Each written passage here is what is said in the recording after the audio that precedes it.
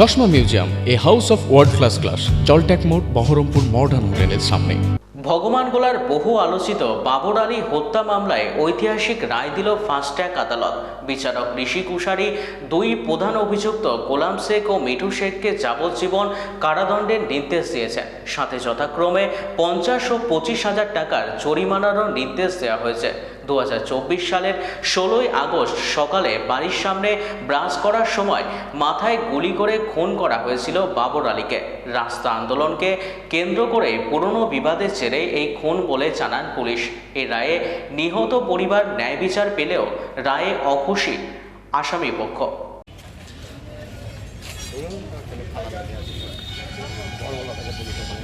প্রথমত জানাই আমাদের জাজ সাহেব ঋষি কুশারি সাহেবকে অসংখ্য ধন্যবাদ যে ইনার দ্বারাই এই রায় হলো।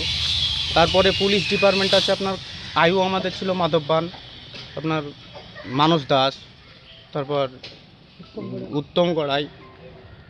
আমাদের সবচাইতে ভালো কাজ করেছে সেটা হচ্ছে আমাদের পিপি, স্পেশাল পিপি, সেটা হচ্ছে কুণালকান্তি ঘোষ। ও বাঁকুড়া থেকে উনি এসে পরিশ্রম করে এই রায়টা এনে দিয়েছে। আমরা এই রায়ের জন্য অনেক খুশি। আমি গোটা ডিপার্টমেন্টকে আমি ধন্যবাদ জানাচ্ছি এর জন্য। আমরা চেয়েছিলাম, উনি হচ্ছেন তৃণমূলের পঞ্চায়েত সমিতির পূর্ত কর্মাধ্যক্ষ, কৃষি কর্মাধ্যক্ষ। এই যে ক্ষমতা দম্ভে ও যে একটা মানুষকে মেরে দিয়েছে, আমরা আশা করেছিলাম আইনের প্রতি, আমার ভরসা ছিল যে আমরা একটা সঠিক বিচার পাবই, আর সেটা পেয়ে গেছি। বাদ বাকি আসামিগুলো যেগুলা আপনার সাজা হয়নি, তাদের জন্য আমি হাইকোর্টে যাব প্রতিবাদ করার জন্য। ও তোলাবাজি করে, ও রাস্তাঘাট করে না, মেম্বার থাকার পরেও তোলাবাজি করার প্রতিবাদ করেছিল উনি, তাই ওকে গুলি করে মারা হয়েছে। যেই প্রতিবাদ করবে তাকেই মারবে।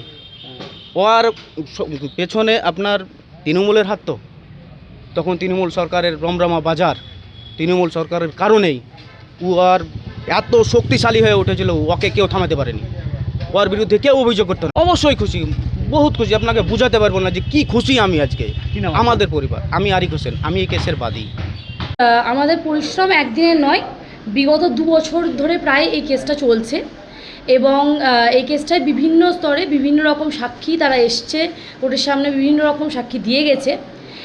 পুলিশ তাদের ক্ষমতা অনুযায়ী চেষ্টা করেছিল যে কি করে এই আসামিগুলোকে একটা মিথ্যা মামলায় জড়িয়ে, শুধু জড়িয়ে নয়, তাদেরকে মিথ্যাভাবে শাস্তির পর্যন্ত নিয়ে যাওয়া যায়। কিন্তু আমরা প্রত্যেক মুহূর্তে দেখেছি যে সত্যের জয় হলো এবং আজকেও যে কারণে আমাদের ম্যাক্সিমাম 7খানা আসামি তারা রিলিফ পেয়েছে।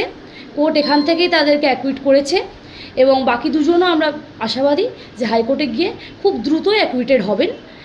আর এছাড়াও আমি বলতে চাই যে বিভিন্ন জায়গায় দেখা গেছে যে পুলিশ এবং প্রশাসনের চেষ্টায় মিথ্যাভাবে সাক্ষী এবং মিথ্যাভাবে বিভিন্ন ধরনের এভিডেন্সকে নিয়ে এসে কোর্টের সামনে আনার চেষ্টা করা হয়েছিল, কিন্তু তাদের যেগুলো খুঁত ছিল, কারণ মিথ্যাকে কোনোদিনই বিনা খুঁতে তৈরি করা যায় না, সেই খুঁতগুলো উঠিয়ে ধরার সঙ্গে সঙ্গেই আদালত আজকে আমাদের ন্যায় বিচার করেছে। ধন্যবাদ। আমার নাম অ্যাডভোকেট পর্ষিয়া আলী। আমরা এই কেসে যথেষ্ট সক্ষম হয়েছি, কারণ হচ্ছে এই কেসে একসঙ্গে 9 জনের বিচার চলছিল, তার মধ্যে 7 জনকে আমরা খালাস করতে পেরেছি আর 2 জনের কনভিকশন হয়েছে। পুলিশ এটা মিথ্যা করে একটা এরাকে ফাঁসিয়েছে।